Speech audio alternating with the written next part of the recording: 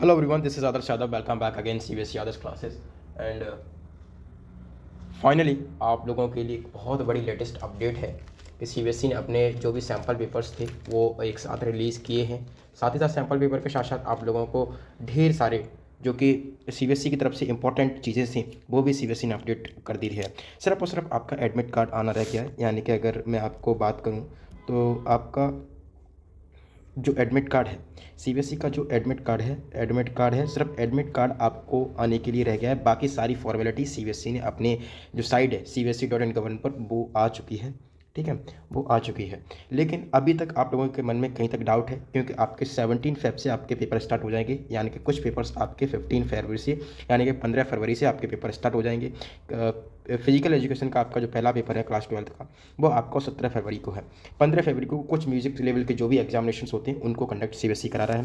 साथ ही साथ आपका जो भी 17 तारीख को आपका फिजिकल एजुकेशन है, 21 तारीख को आपका फिजिक्स का पेपर है, और 27 तारीख को आपका केमिस्ट्री का पेपर है, 8 मार्च को आपका मैथमेटिक्स का पेपर है, और 11 मार्च को आपका इंग्लिश का पेपर है। यानी कि 11 मार्च तक आपके पेपर्स फिनिश हो जाएंगे ओवरऑल 5 सब्जेक्ट के, जो कि मोस्ट इंपॉर्टेंट है। इसी के साथ बायो का भी पेपर हो सकता है। डेट शीट हमने ऑलरेडी डिस्क्रिप्शन बॉक्स में अटैच कर दी है, वहाँ से डेट शीट आप डाउनलोड कर सकते हैं। और डेट शीट के ऊपर सबसे अच्छी वीडियोज़ हमने अपने इसी यूट्यूब चैनल सीबीएसई आदर्श पर अपलोड कर रखी हैं, जो कि वीडियोज़ बहुत इंपॉर्टेंट है आपकी एक स्ट्रेटेजी को बूस्ट करने के लिए और आपको सारे सब्जेक्ट को अच्छी तरीके से समझने के लिए किसमें कितना अच्छा मार्क्स लेकर आ सकते हैं। ठीक है, लेकिन इसमें आज बेसिकली हम आपके लिए जो ये वीडियो लेकर आए, ये वीडियो आपके लिए बहुत इंपॉर्टेंट वीडियो होने वाली है, क्योंकि इस वीडियो में हम जो बात करने वाले हैं, वो बात आपकी केमिस्ट्री के रिलेटेड बात होगी, जिसमें आप 18 प्लस मार्क्स 100 में से अच्छी तरीके से ला सकते हैं। 18 प्लस मार्क्स अच्छी तरीके से ला सकते हैं। इसमें जो आपको ये दिख रहे हैं ये मार्क्स नहीं है, ये टॉपिक है। ठीक है, ये टॉपिक है, ये टॉपिक है। ठीक है, ये टॉपिक है। ठीक है, ये कुछ टॉपिक्स हैं जो कि आपको इजीली करने चाहिए। ठीक है, सबसे पहले हम आपको टॉपिक्स पे टिक नहीं करेंगे, क्योंकि टॉपिक्स वाली वीडियो आपको पिन बॉक्स में आपको दिख रही होगी, वहाँ से आप टॉपिक्स वाली वीडियो को क्लिक करके टॉपिक्स देख सकते हैं। सिलेबस के जो इंपॉर्टेंट टॉपिक्स हैं जो कि कई बार रिपीट हुए और इनके आने के चांसेस 100% चांसेस आने के, उन्हीं टॉपिक्स को हमने इस वीडियो में रखा है। बाकी सारे टॉपिक्स हमने डिलीट किए। ऐसा नहीं है कि आपका टाइम वेस्ट हो, ऐसा बिल्कुल भी नहीं होगा। ठीक है, सबसे पहले केमिस्ट्री की बात है तो केमिस्ट्री में आपको ओवरऑल पता है कि आपको रिएक्शंस बहुत इंपॉर्टेंट है, क्योंकि डायरेक्ट आपके 15 से 20 नंबर में जो है वो रेमन टेमन रिएक्शन, यानी कि ऑर्गेनिक केमिस्ट्री से जितनी भी रिएक्शंस हैं वो बहुत इंपॉर्टेंट है। उन रिएक्शंस को आप पेपर कॉपी पर लिख लीजिए और उन रिएक्शंस को बार बार रिवाइज करिए, क्योंकि अगर जितनी रिएक्शंस आप रिवाइज कर लेंगे, जितना उन लिख लेंगे, उतना आपका एक्सपीरियंस बढ़ जाएगा उनको लिखने का, उतना ही आपको समझने का एक्सपीरियंस बढ़ जाएगा। कहीं ना कहीं वह आपके लिए बहुत इंपॉर्टेंट हो जाएगी। ठीक है, तो आपको रिएक्शंस को ऑर्गेनिक केमिस्ट्री में अगर मैं मेजर पॉइंट देता हूँ तो वो आपको रिएक्शंस को देता हूँ।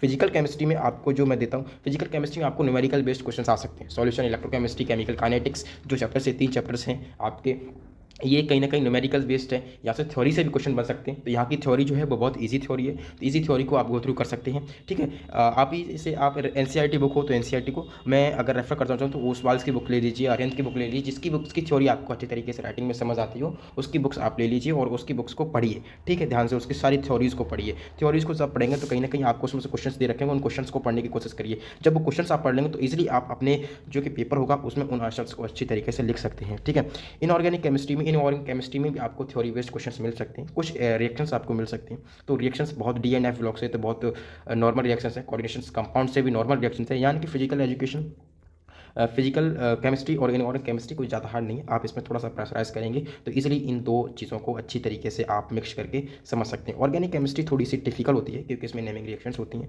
उनको लिखने का, उनको बनाने का थोड़ा सा प्रोसेस हार्ड होता है। लेकिन आप उस प्रोसेस को कैसे डील कर सकते हैं, उसके लिए आपको ढेर सारी प्रैक्टिस करनी पड़ेगी, साथ ही साथ आप उन चीज़ों को समझने के लिए एक्टिव होना पड़ेगा। ठीक है, एक्टिव होना पड़ेगा उन चीज़ों को समझने के लिए।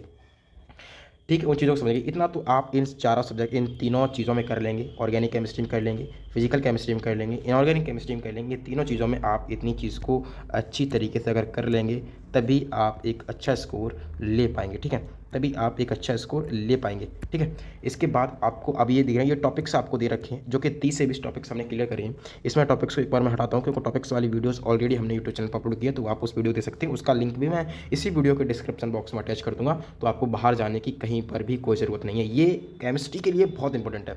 उसके बाद अगर आप ये सारा सिलेबस आप गो थ्रू कर चुके हैं तो मान लीजिए आपका जो इंपॉर्टेंट जो आपके लिए पेपर रहने वाला है फिजिकल एजुकेशन का छोड़ के, तो उसके लिए आपको 21 फरवरी से आपका फिजिक्स का पेपर है। और 21 फरवरी से फिजिक्स का पेपर कहीं ना कहीं बहुत टिपिकल पेपर है, बहुत हार्ड पेपर है। तो इस पेपर को अगर आपको फोड़ना है तो आपके लिए फिजिकल एजुकेशंस और जितनी भी केमिस्ट्री आपको ओवरऑल समझ में आती है, नहीं समझ आती है, एवरेज बच्चे हो सकते हैं, तो उनके लिए सबसे ज़्यादा गो थ्रू है कि आप ज़्यादा से ज़्यादा प्रैक्टिस करिए, ज़्यादा से ज़्यादा वो सब्जेक्ट को टाइम दीजिए। ठीक है, इतना सब कुछ करने के बाद आपको ईजिली आपको 100 में से 100 मार्क्स स्टार्ट हो जाएंगे आपके आने। ठीक है, और आपको सबसे ज़्यादा इंपॉर्टेंट मैं हर वीडियोज़ में बताता हूँ कि आपको PYQ तो बिल्कुल नहीं छोड़ना। एटलीस्ट अगर 5 ईयर के PYQ आप नहीं लगा पाते हैं, अगर स्टार्ट करते हैं तो अभी से आप 5 ईयर के PYQ अच्छे तरीके से लगा लेंगे।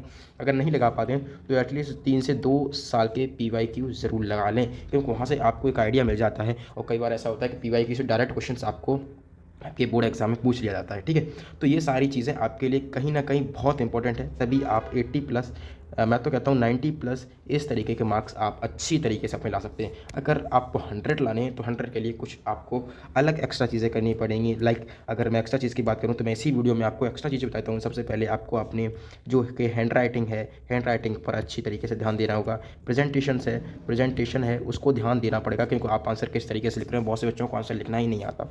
थर्ड, आपको जो कि है मिस्टेक्स नहीं करनी है। ठीक है, आपके पेपर्स में मिस्टेक्स नहीं करनी है। चौथा, आपको फ्रेश माइंड रहकर पेपर को लिखना है, तभी आप पेपर को एक अच्छी तरीके से अच्छे वे में लिख पाएंगे। जब आप प्रॉपर तरीके से पेपर को लिखेंगे तभी पेपर आपके लिए बहुत ज़्यादा इफेक्टिव रहेगा। ये सारी चीज़ें कहीं ना कहीं आप लोगों के लिए बहुत इंपॉर्टेंट है। और लास्ट में जब मैं कहता हूँ कि आप जब भी पढ़ने बैठें तो कम से कम वाटर को साथ लेकर ही पढ़ने बैठें, क्योंकि वाटर आपको हाइड्रेट रखता है और हाइड्रेट चीज़ आपके माइंड को एक बूस्ट प्रोवाइड करती है। और बूस्ट प्रोवाइड चीज़ आपके जो माइंड है उसमें कई तरह की एक्टिविटीज़ जो चलती होती हैं उनको शांत करती है और एक अंतर में आपको पढ़ाई में ध्यान लगाती है। ठीक है, या फिर जो भी आप करते हैं उसमें आपको ध्यान लगाती है। ठीक है, तो कहने का मतलब आप पानी को साथ लेकर पढ़िए और इन टॉपिक्स को आप इजीली कर लीजिए। अब ये टॉपिक्स आपको कहाँ मिलेंगे, तो आपको इसी वीडियो के नीचे डिस्क्रिप्शन बॉक्स में आपको वीडियो मिल जाएगी, जहाँ पर मैंने सिलेबस को उठाकर इंपॉर्टेंट टॉपिक्स पर टिक किया है। वहाँ से आपको क्वेश्चंस भी बताएंगे किस तरीके से क्वेश्चंस आपके CBSE पूछ सकता है। और साथ ही साथ आपको इस यूट्यूब चैनल पर सिलेबस भी बहुत जल्द ही आपको अपलोड, पूरा सिलेबस खत्म हो जाएगा। ऑलरेडी सिलेबस आपको इस यूट्यूब चैनल चल रहा है। साथ ही साथ प्राइवेट कैंडिडेट इंपॉर्टेंट जो भी चीज़ें हैं वो आपको यहाँ पर देखने को ऑफकोर्स मिलती रहती हैं। तो इस चैनल को सब्सक्राइब जरूर कर लीजिए, क्योंकि ये चैनल आपके लिए क्लास 9 से लेकर क्लास 12 की स्टडी के लिए बहुत इंपॉर्टेंट है, खासकर CBSE वाले बच्चों के लिए। मिलते हैं नेक्स्ट वीडियो में, तब तक जय हिंद, जय भारत।